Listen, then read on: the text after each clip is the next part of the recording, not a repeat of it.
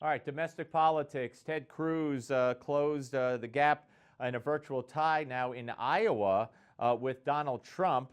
Um, do you see this as you know a surge for Cruz because of Cruz, or a surge for Cruz because of Trump, if you will?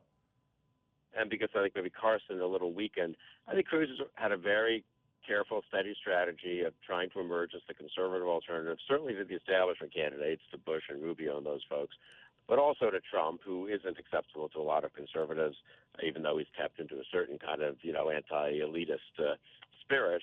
And I think Carson looking a little less ready, combined with Cruz's good performances in the debates and his careful strategy of speaking to conservative concerns, has now put Cruz very close to the top in Iowa. I think Cruz, who knows, it's 2-3 months away still, but Cruz could well win Iowa. That certainly would make him one of the final 3 or 4.